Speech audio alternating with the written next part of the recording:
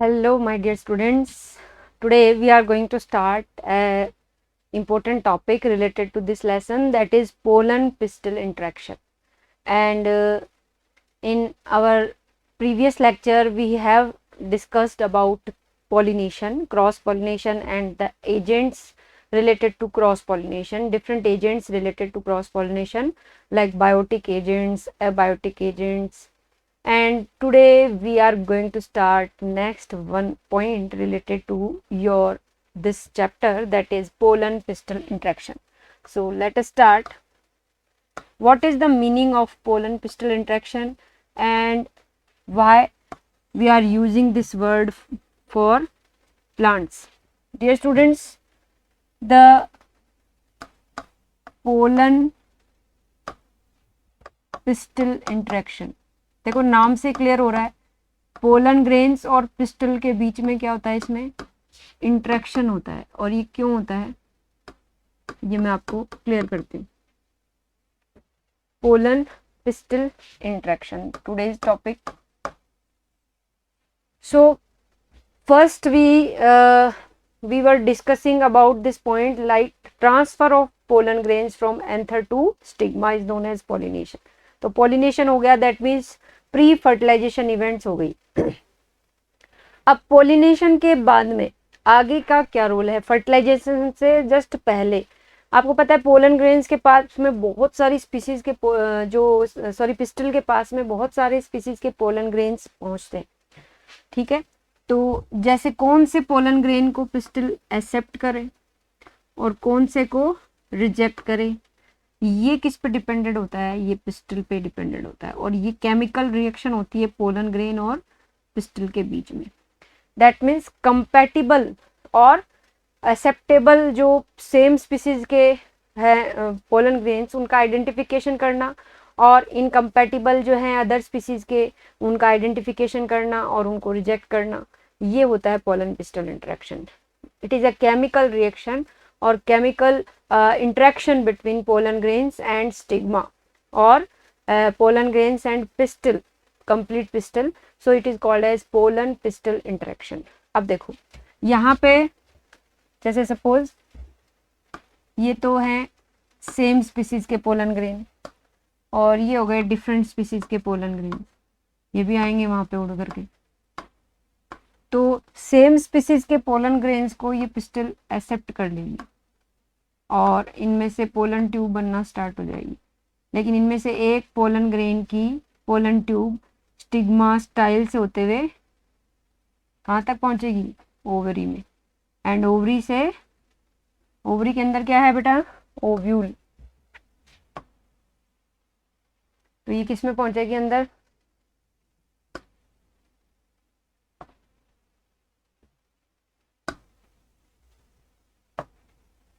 Ovule में.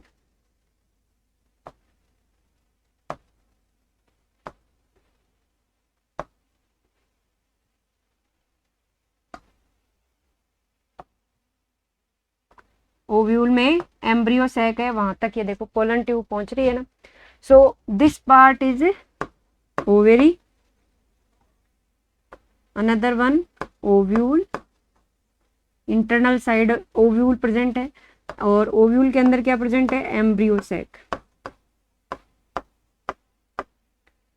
This is stigma, this is style, and this part is pollen tube.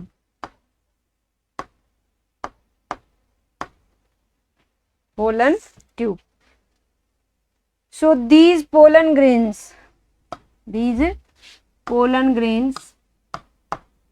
when reach or at the surface of stigma, यहाँ पे क्या होता है? Pollination होता है. अब आप बताओ कि पोलिनेशन के लिए क्या क्या चीजें चाहिए? दैट मीन्स यहाँ पे शुगर है, यहाँ पे शुक्रोज है, यहाँ जो हम कह सकते हैं जिंक है, जो बोरोन होता है स्पेशली हम कह सकते हैं वो प्रेजेंट है, जो कि पोलिनेशन के लिए और पोलन ग्रेन्स की जर्मिनेशन के लिए बहुत ज़रूरी है. these all atmosphere, these all favorable conditions are present related to pollen germination on the surface of stigma. We can say that this pollen tube is formed and developed from this pollen grain. So all favorable conditions are present in at this surface. अब ये देखो, अगर एक pollen tube में से अगर हम बात करें कि पोलन ग्रेन से एक पोलन ट्यूब बनती है, तो इस कंडीशन को क्या बोलते हैं? Monosiphonous condition. Monosiphonous condition. In most of plants this condition is found. Monosiphonous, एक ही पोलन ट्यूब बनेगी और वो और बहुत सारे पोलन ग्रेन पहुंचे हैं, जैसे इसमें भी पोलन ट्यूब बनने की कोशिश होगी, इसमें भी हो रही, लेकिन पोलन ट्यूब जो है एक ही कंप्लीट डेवलप होकर के नीचे तक मूव करके जाएगी. दैट मीन्स पोलन ट्यूब जो है वो एक बने, यही बेटर है. लेकिन कई बार एक ही पोलन ग्रेन से बहुत सारी पोलन ट्यूब जो है वो निकलने की कोशिश करती है. इसको बोलते हैं पॉलीसाइफोनस.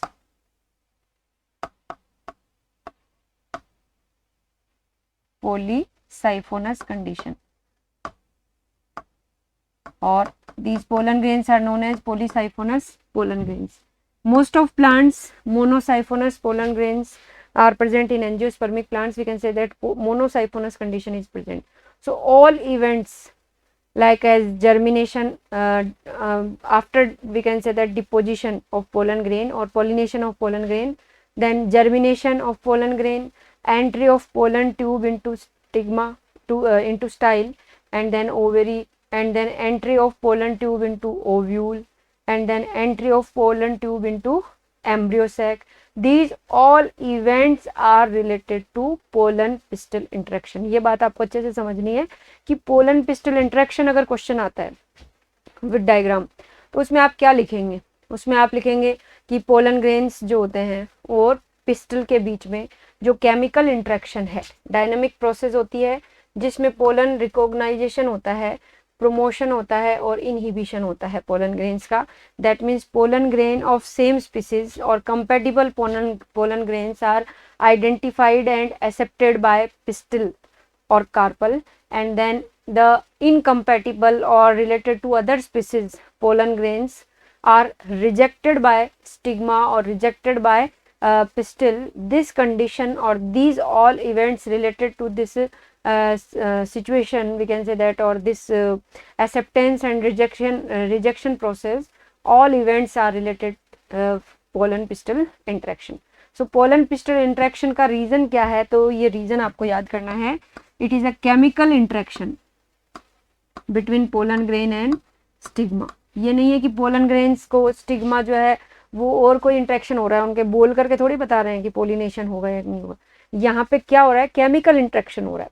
जैसे एक ही स्पीसीज के जो स्पर्म्स होते हैं उससे उसी स्पीसीज के ओवम का फर्टिलाइजेशन होता है. ये केमिकल इंट्रैक्शन है. उनके ऊपर फर्टिलाइजिन, एंटी फर्टिलाइजिन प्रेजेंट होते हैं, कुछ हॉर्मोन्स होते हैं, कुछ केमिकल्स होते हैं. सो इसी तरह से प्लांट्स के अंदर भी ये प्रोसेस होती है और ये बहुत ही स्पेसिफिक है. देखो आप कि बहुत सारे पोलन ग्रेन्स निकलेंगे वहाँ से, लेकिन जो पोलन ग्रेन्स सेम स्पीसीज के होंगे, पिस्टल उसी को एक्सेप्ट करेगी और बाकियों को रिजेक्ट कर देगी. तो फिर एक्सेप्टेंस के बाद जो होगा वो भी पोलन ग्रेन्स का जैसे जर्मिनेशन होगा, उसकी एंट्री होगी पोलन ट्यूब की, ओवरी में एंट्री होगी, ओव्यूल में एंट्री होगी, देन एम्ब्रियो सैक में एंट्री होगी. ये सभी इवेंट्स किससे रिलेटेड हैं? पोलन पिस्टल इंट्रैक्शन से. Clear students?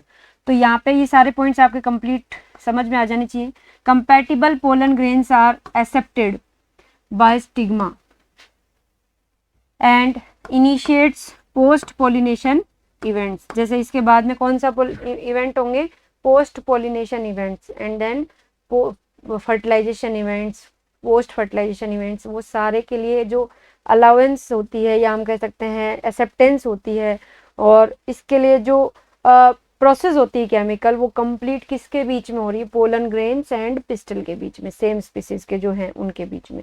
तो ये एक स्पेसिफिक केमिकल इंट्रैक्शन है पोलन ग्रेन्स और पिस्टल के बीच में. तो अब आपको क्लियर हो गया होगा all events from deposition of pollen grains on stigma, entry of pollen tube into ovule and entry of pollen tube into embryo sac are involved in pollen pistil interaction. In this process, identification of compatible or same species pollen grain and incompatible of other species pollen grains take place by stigma or by pistil part. So it is a recognition process, it is a identification process, it is a species specific process in which pollen grains are identified by pistil. तो यहाँ basically आपके दिमाग में ये चीज़ clear होनी चाहिए. अब मैं आपको बताऊंगी कि इस प्रोसेस के दौरान क्या क्या चेंजेस आते हैं और कितने तरह से पोलन पिस्टल इंटरेक्शन जो है उसमें प्रोसेस हो सकती है. तो ये हम डिस्कशन करेंगे. जैसे सबसे पहले pollen germination. First germination.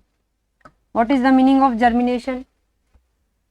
If pollen tube is formed through germ pore of pollen grain and the process of formation of pollen tube from pollen grain is known as germination process on the surface of stigma. After reaching on the surface of stigma, pollen grains form a pollen tube.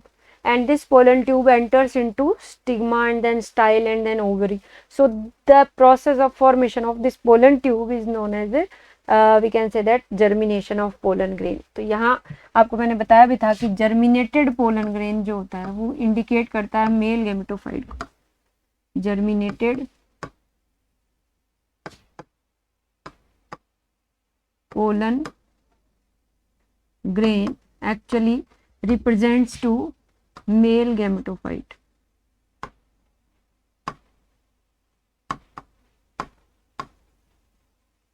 अब यहाँ एक question आता है कि normally how many cells are present in male gametophyte mature condition. How many cells normally present in male gametophyte in mature conditions. तो अगर हम कहें कि नॉर्मली पोलन ग्रेन ही है मेल गैमेटोफाइट एक तरह से, तो पहले 60% एंजियोस्पर्म्स में केवल 2 सेल्स बनती हैं. 1 is vegetative cell. Pollen grains कैसे होते हैं? 2 सेल्ड होते हैं. First cell is vegetative cell, large cell is vegetative cell, small cell is generative cell. देखो मैंने आपको डायग्राम बताया था पोलन ग्रेन का.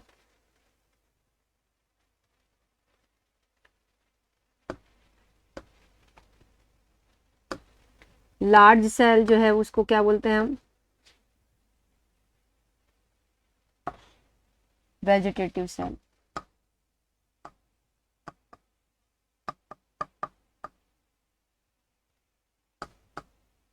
And small cell is known as generative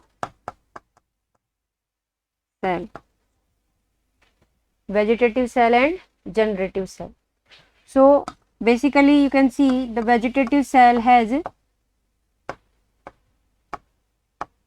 large amount of nutrients and then generative cell takes part in the process of fertilization, double fertilization. तो यहाँ पे ये जो सेल है जनरेटिव सेल, इसमें 2 सेल दिख रही है आपको पोलन ग्रेन के अंदर. अगर ये नॉर्मली कंडीशन कहें, अगर हम मैच्योर कंडीशन में pollen grain, in 60% of angiospermic plants pollen grains are released from anther in 2 celled condition. कितनी सेल में रिलीज होता है? 2 सेल की कंडीशन में ही रिलीज हो जाता है. और कब 3 सेल्ड कंडीशन में आता है? जब स्टिग्मा की सरफेस पे आ जाता है, पोलन ट्यूब बन जाती है, उस पोलन ट्यूब के अंदर ये जनरेटिव सेल चली जाती है, उसके बाद उसमें 2 मेल गैमेट बनते हैं. बताया था मैंने आपको. देखो जैसे ये सरफेस पे पोलन ट्यूब बन गई स्टिग्मा के, देन जनरेटिव सेल इसके अंदर चली गई और उसके अंदर 2 मेल गैमेट बन गए.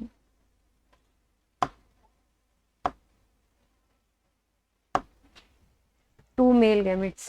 ठीक है. तो 3 सेल्ड स्टेज तो आई ही नहीं इसमें तो डायरेक्ट क्या हो गया? मेल गैमेट्स जा करके अंदर बन गए, वेजिटेटिव सेल डिस्ट्रॉय हो गई धीरे धीरे. क्लियर? उसका कोई रोल नहीं है आगे इम्पोर्टेंट. तो जनरेटिव सेल जो है वो बनती है पहले ही 2 सेल्ड कंडीशन में, लेकिन कुछ रेयर 40% जो एंजियोस्पर्म्स है उनमें ये 3 सेल्ड स्टेज में, इसमें जो ये स्टेज आती है 3 celled stage, male gamete 2 male gamete की, ये यहाँ पोलिनेशन से पहले ही बन जाती हैं. Before formation of pollen tube 3 celled stage is present. तो अगर मोस्टली पूछते हैं तो 2 सेल्ड स्टेज ही आएगी, एंड रेयरली अगर हम कहें कि या कुछ कितने परसेंट प्लांट में होती है तो वो 40% में 3 सेल्ड स्टेज में पहले ही आ जाती है। और पोलिनेशन से पहले जो जर्मिनेशन से पहले ही, बिफोर पोलिनेशन बिफोर जर्मिनेशन, ये 3 सेल्ड स्टेज में रहती हैं। But in most of plants it present in 2 celled stage, and then after reaching of the surface of stigma and after germination of pollen grain 3 celled stage is present, but basically 2 male gametes are developed in the pollen tube. So initially हम नहीं कह सकते कि ये 3 celled stage थी। Clear? तो यहाँ पे कुछ कंफ्यूजन नहीं होना है, यहाँ कंफ्यूज नहीं करना है आपको अपने आप को। यहाँ आपको ये याद रखना है कि नॉर्मली 2 celled स्टेज में जाता है पोलन ग्रेन जब वो एंथर से निकलता है, और पोलन ग्रेन ही मेल गेमेटोफाइट को रिप्रेजेंट कर रहा है। एक्चुअली जर्मिनेटेड पोलन ग्रेन होता है mail gametophyte, but most of books में अगर आप देखेंगे तो पोलन ग्रेन को ही क्या कहते हैं, मेल गेमेटोफाइट। अब ये मेल गेमेटोफाइट है जिसमें 2 मेल गैमेट्स हैं, तो जिसमें गैमेट्स बनते हैं वो कौन सी जनरेशन होती है, गेमेटोफाइट जनरेशन। ये हैप्लॉइड गैमेट्स हैं और उससे 2 गैमेट्स बनते हैं, इसीलिए हम आगे पढ़ेंगे कि डबल फर्टिलाइजेशन की प्रोसेस इसमें होती है। एक मेल गैमेट एग सेल से फर्टिलाइज करेगा और जो ट्रू फर्टिलाइजेशन करेगा, और दूसरा मेल गैमेट जो एम्ब्रियो सैक था उसमें आपने पढ़ा था पोलर न्यूक्लियस सेकेंडरी न्यूक्लियस, उससे फ्यूज करेगा जिससे प्राइमरी एंडोस्पर्म न्यूक्लियस बनेगा और प्राइमरी एंडोस्पर्म बनेगा जो कि एम्ब्रियो को न्यूट्रिशन दे सके। तो एंडोस्पर्म बनाने के लिए डबल फर्टिलाइजेशन होता है एंजियोस्पर्म से। It is the main reason behind the double fertilization triple fusion process in all angiosperms. The endosperm formation process takes place during double fertilization or after double fertilization. So this endosperm provides nutrition to developing embryo. For survival of embryo, it is necessary in angiosperms. तो हम ये कह सकते हैं कि इसीलिए इनमें double fertilisation होता है और 2 मेल गैमेट्स बनते हैं। तो यहाँ गैमेटोफाइट क्या हो गया, पोलन ग्रेन, जिसमें 2 मेल गैमेट्स बनेंगे, हम पढ़ चुके हैं ऑलरेडी। अब देखो यहाँ बेसिकली दिमाग में क्या रखना है आपको कि इसमें क्या क्या इंक्लूडेड है। पोलन पिस्टल इंटरेक्शन का पहला पॉइंट मैंने समझा दिया। Germination, formation of pollen tube from pollen grain through germ pore, it comes out from the germ pore. 1 or 3 germ pores are normally present in one pollen grain, but in most of pollen grains only one pollen tube is developed, which is this condition is known as monosiphonous condition, and in some plants 2 or 3 pollen tubes are formed, it is called as polysiphonous condition. But pollen tube 1 grows fast and enters into style and then ovary part. So the main part is this, that 1 pollen tube की ही entry इसके अंदर रहेगी और ज़्यादा नहीं होगी। दूसरी बात, स्टिग्मा पर जो जर्मिनेशन होगा उसके लिए बहुत फेवरेबल कंडीशंस जो चाहिए वो सारी इसके पास होनी चाहिए, वो प्रेजेंट होती हैं। जैसे कि शुगर का लेवल अच्छा होता है यहाँ स्टिग्मा पे ताकि वो जर्मिनेट हो सके, एंड देन यहाँ बोरोन प्रेजेंट होता है, वाटर मॉइस्चर होती है। जैसे अगर आपको लेबोरेटरी में पोलन ग्रेन जर्मिनेशन देखना हो तो क्या कर सकते हैं, एक वॉच ग्लास के अंदर जो कांच की ग्लासेस की जो पेट्री डिश वगैरह होती हैं उनमें शुगर सॉल्यूशन डाल देंगे और किसी प्लांट की पोलन ग्रेन्स को ब्रश की हेल्प से उसमें डालेंगे। Then after some time we can observe the formation of pollen tube and the germination process of pollen grains. ये हम वहाँ पे देख सकते हैं इन बायोलॉजिकल लैब जो चलती है अपनी बायो लैब उनमें। तो ये जो है यहाँ पे मैंने बात कही जैसे कि जर्मिनेशन से पहले 2 सेल्ड कंडीशन होती है नॉर्मली, फिर 3 सेल्ड कंडीशन होती है स्टिग्मा के अंदर जब पोलन ट्यूब एंटर कर जाती है। तो पोलन ट्यूब में 2 मेल गैमेट बनते हैं। So 2 male gametes during the growth of pollen tube. In most of plants, the generative cell divides and forms 2 male gametes during the growth of pollen tube. मैंने बताया ना, जब pollen tube growth करेगी तब उसमें 2 male gamete बनेंगे, ये दिमाग में रखना आपको ज्यादातर प्लांट्स में। 3 सेल्ड कंडीशन में पोलन ट्यूब ऑलरेडी पहले जब 2 मेल गैमेट होते हैं, यही 3 सेल्ड कंडीशन मैंने कहा था अगर बन जाए पहले से ही, देन 2 मेल गैमेट उसमें ऑलरेडी कैरी करेगी पोलन ट्यूब, क्योंकि वो पहले से ही 3 सेल्ड स्टेज में प्रेजेंट थी, 2 मेल गैमेट उसमें पहले ही बन गए थे। तो ज़्यादातर में तो ये होता है, और 3 सेल्ड स्टेज कंडीशन में बिगिनिंग में ही बन जाते हैं pollen, 2 male gamete. Then pollen tube after reaching the ovary enters into ovule through micropyle and then enters into embryo sac through synergid cell। यहाँ एक थोड़ी डिटेल में मैं बताना चाहूंगी ये बात।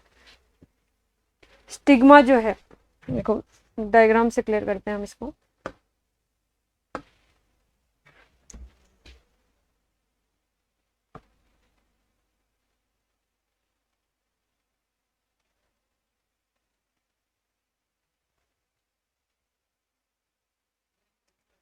This is part, pistol part, और उसके अंदर हमने पोलन ग्रेन जर्मिनेशन पढ़ लिया और पोलन ट्यूब की एंट्री भी पढ़ ली कि ये एंट्री कहाँ से कर रही है।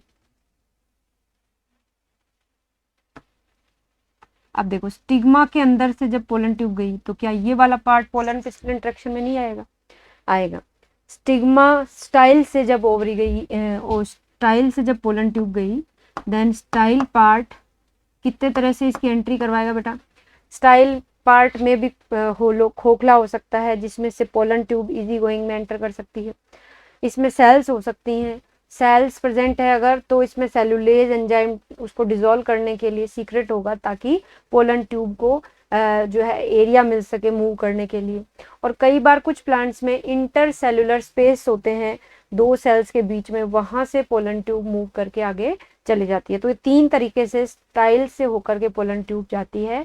या तो ये होलो है देन स्मूथली मूव करेगी, या ये सेलुलर है तो सेलुलेज एंजाइम सीक्रेट करके डिसॉल्व करके अपना पाथ बनाएगी। और थर्ड, अगर इसको स्पेस के बीच में से जगह मिलती है तो ये स्पेस में से होते हुए नीचे मूव करती है। ये भी पोलन पिस्टल इंटरेक्शन हो गया। अब entry of pollen tube into ovule, देखो ये आप देखेंगे कि यहाँ पे ये ओव्यूल है अंदर,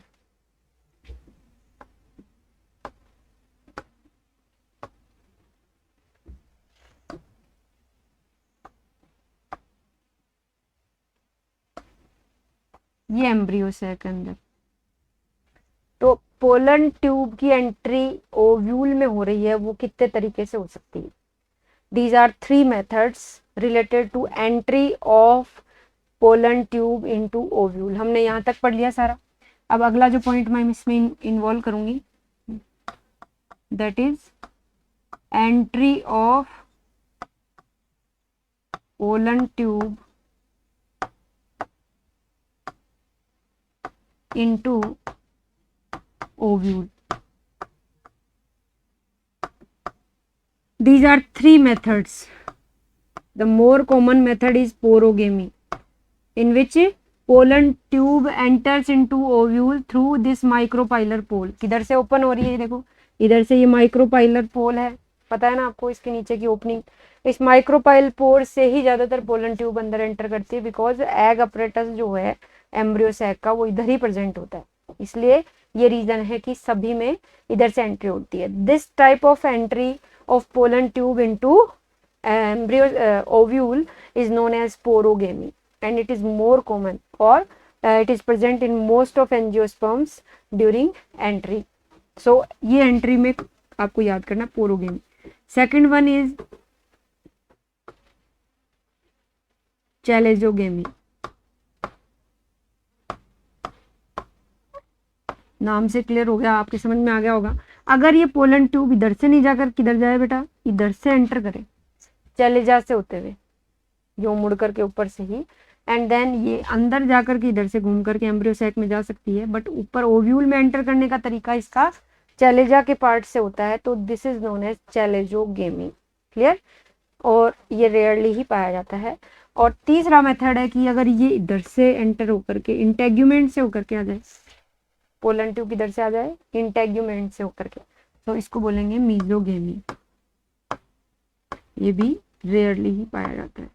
so the more common method is porogamy, in which pollen tube enters into ovule through micropylar pore, and second one is chalejogamy, in which pollen tube enters into ovule through chalageal part, and third one is mesogyny in which pollen tube enters into ovule through integuments part. So these are three basic methods related to entry of pollen tube into ovule.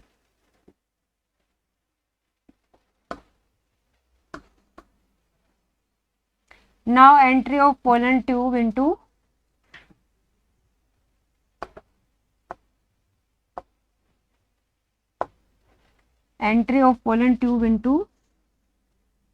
embryo sac.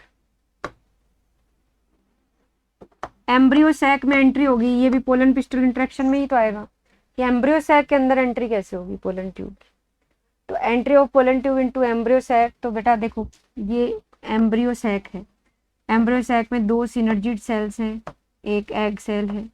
अब जब pollen tube इधर से आ रही है तो most of plants it enters through degenerating synergid cell, and because synergid cell have basically filiform apparatus, पढ़ाया था मैंने आपको कि इसमें क्या होता है, फिलीफॉर्म एपरेटस होता है जो कि डायरेक्शन प्रोवाइड करता है पोलन ट्यूब को, केमिकल अट्रैक्शन देता है कि पोलन ट्यूब इधर से एंटर करे एम्ब्रियो सैक के अंदर।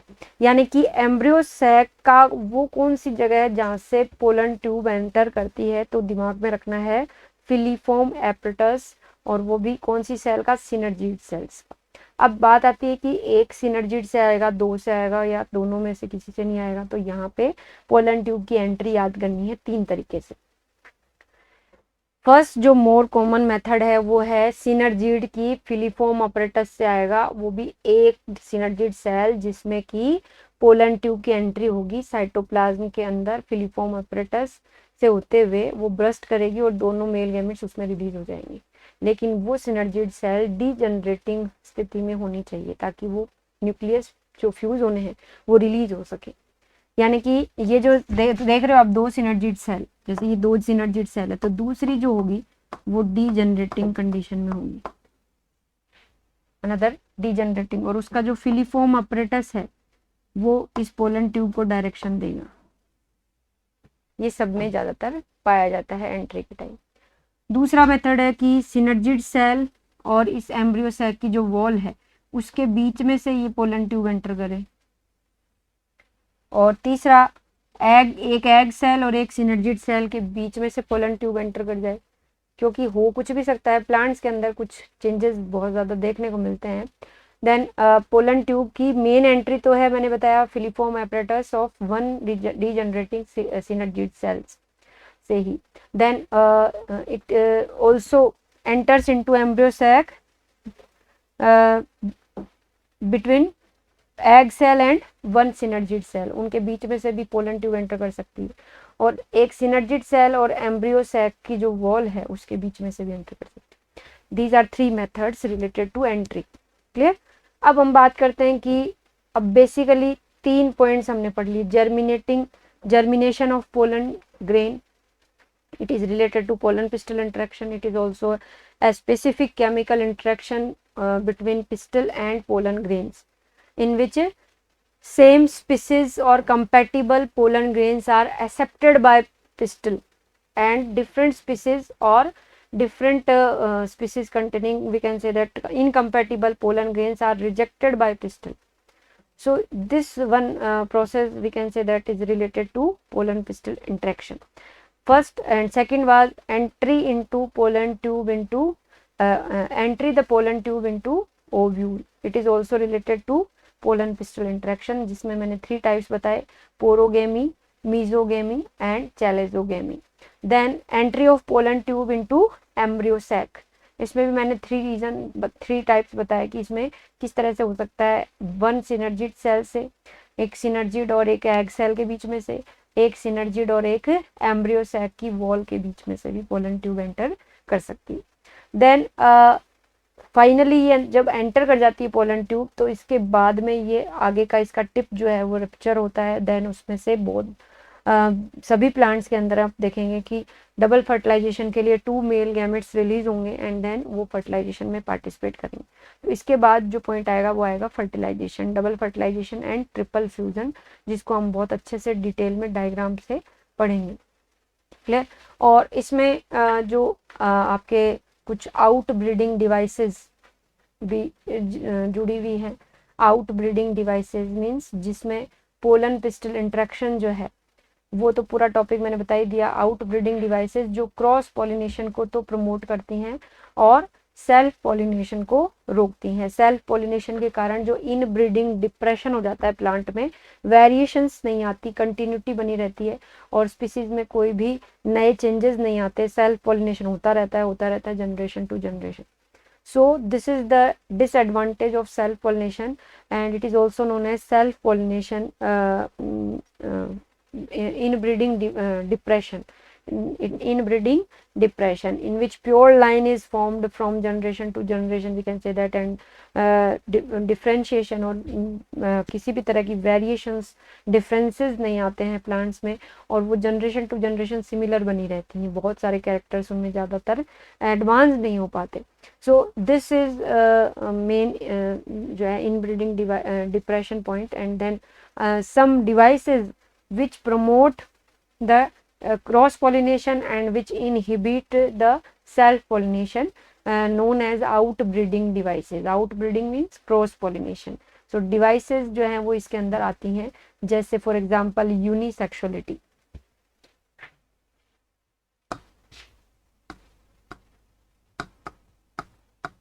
अगर फ्लावर यूनिसेक्सुअल है तो उसमें हमेशा कौन सा पॉलिनेशन होगा, ये मैंने पहले ही बताया था आपको। उसमें क्रॉस पॉलिनेशन ही पॉसिबल है, बिकॉज यूनिसेक्सुअल है देन दोनों ही मेल एंड फीमेल गैमेट नहीं होंगे। और इसमें एक मोस्ट इम्पोर्टेंट पॉइंट जो हमने डिस्कस किया था, इनकम्पैटिबिलिटी।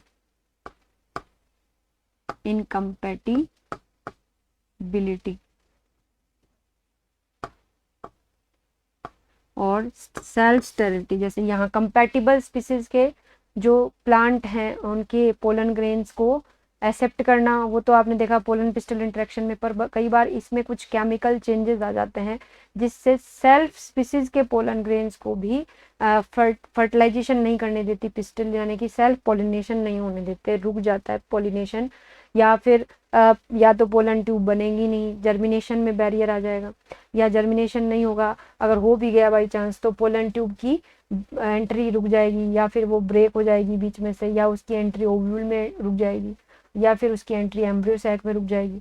तो ये बैरियर्स बन जाते हैं, यानी कि failure of functional and compatible, यानी सेम स्पीसीज के हैं, फंक्शनल है मेल एंड फीमेल गैमेट्स, और the failure of fertilization between functional and compatible or one species members or one species gametes, or we can say that pollen grain male gametes and egg cell of embryo sac, उनका fertilization नहीं होता, self species के बीच में भी नहीं होता, same species के बीच में होने पे भी नहीं होता।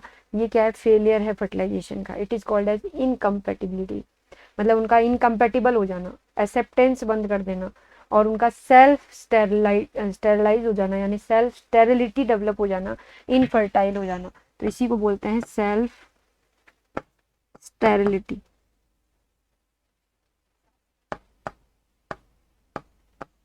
Self sterility, unisexuality. ऐसे ही कुछ प्लांट में हेटेरोस्टाइली प्रेजेंट होती है, जैसे कि एक प्लांट के अंदर अगर स्टाइल की लेंथ देखें हम तो वो इतनी ज़्यादा होती है कि उसका जो एंथर है वो उसके ऊपर पोलन ग्रेन गिरा ही नहीं सकता, उनकी लेंथ में बहुत ज़्यादा डिफरेंस होता है। इसी तरह से किसी का एंथर बहुत ज़्यादा ऊपर होता है और स्टाइल बहुत छोटी रह जाती है, तो देन पोलन ग्रेन्स दूसरी जगह ही क्रॉस पोलिनेशन करते हैं, सेल्फ पोलिनेशन नहीं होता। तो हेटेरोस्टाइली और हर्कोगेमी, ये दो कंडीशंस होती हैं, हेटेरोस्टाइली एंड हर्कोगेमी।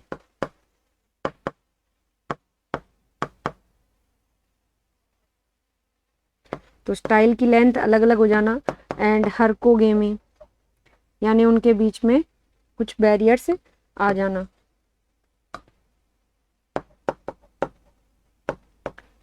हर्कोगेमी, कुछ स्ट्रक्चरल बैरियर डेवलप हो जाना, या फिर जैसे प्लग्स बन जाते हैं बीच में, पोलन ट्यूब नहीं बन पाती, या कुछ प्लांट्स के अंदर एंथर का जो डेहाइसेंस होता है, ब्रेक डाउन होता है, वो इतना स्पीड से होता है कि उसके पोलन ग्रेन्स दूर दूर तक डिस्पर्स्ड हो जाते हैं और सेम पोलिनेशन सेम स्टिग्मा के ऊपर सेम फ्लावर में नहीं गिर पाते। तो ये इस तरह के एडेप्टेशंस डेवलप हो जाते हैं which are included in out breeding devices related to cross pollination, we can say that. And self pollination को रोकने के लिए, क्रॉस पॉलिनेशन को प्रमोट करने के लिए ये कुछ एडेप्टेशंस हैं प्लांट में जो डेवलप हो जाती हैं, जो पोलन पिस्टल इंटरेक्शन में भी आप देख रहे हैं कुछ चेंजेस आ रहे हैं।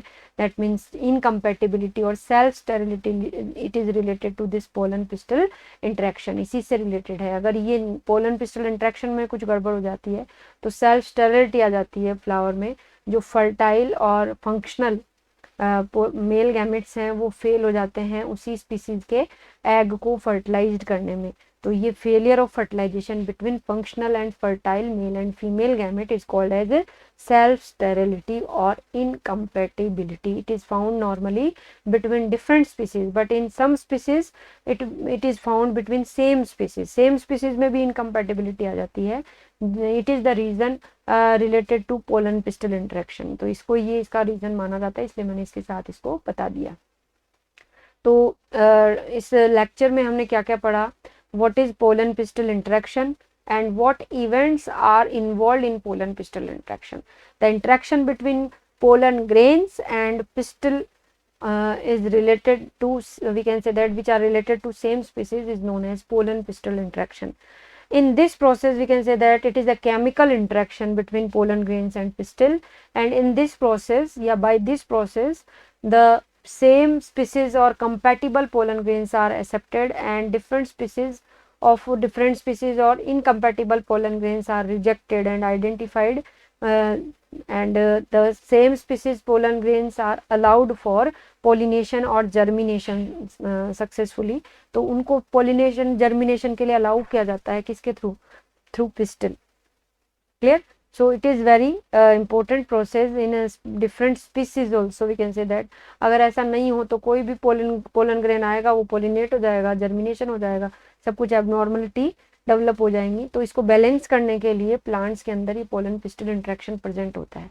अगर उसमें कुछ चेंजेस आ जाते हैं तो वो होते हैं कुछ एडेप्टेशंस के लिए। जैसे कुछ प्लांट्स के अंदर पिटूनिया जैसे एक प्लांट होता है, उसमें सेल्फ स्टेरिलिटी प्रेजेंट होती है। ऐसे ही जैसे जो वियोला प्लांट है उसमें क्लिस्टोगेमी आ जाती है, तो प्लांट में एक फ्लावर जो है वो बंद ही रहते हैं, क्लोज रहते हैं। तो क्लिस्टोगेमस फ्लावर में हमेशा सेल्फ पॉलिनेशन होता है, क्रॉस नहीं हो पाता। जो एक्सपोज्ड होते हैं, बाइसेक्सुअल फ्लावर होते हैं, कैस्मोगेमस, उनमें सेल्फ के साथ क्रॉस पॉलिनेशन पॉसिबल है। तो ये अलग अलग प्लांट्स की एडेप्टेशंस हैं जिनको आपको डीप स्टडी करके समझना पड़ेगा कि क्या इस पॉइंट में कहने की कोशिश की जा रही है। इसमें एंट्री का तरीके मैंने बताया आपको डायग्राम के साथ में कि कैसे कैसे ये एंट्री करती है पोलन ट्यूब इसके अंदर और क्या क्या एडवांटेज इसके हो सकते हैं। ये हमने सब पढ़ा topic. And in next lecture, next video, we will discuss about fertilization process, double fertilization, triple fusion process, in which we will discuss about the main events related to double fertilization, in which two male gametes involved in the process of fertilization. One male gamete fertilized with egg cell, which is known as true fertilization, and one male gamete fuses with secondary nucleus to form primary endosperm nucleus, and in future endosperm is developed by this event. It is called as second fertilization or false fertilization or triple fusion, because three nucleus are fused with each other. It is a specific feature of all angiosperms. So this main point we will discuss in next lecture. Thank you. Have a nice day.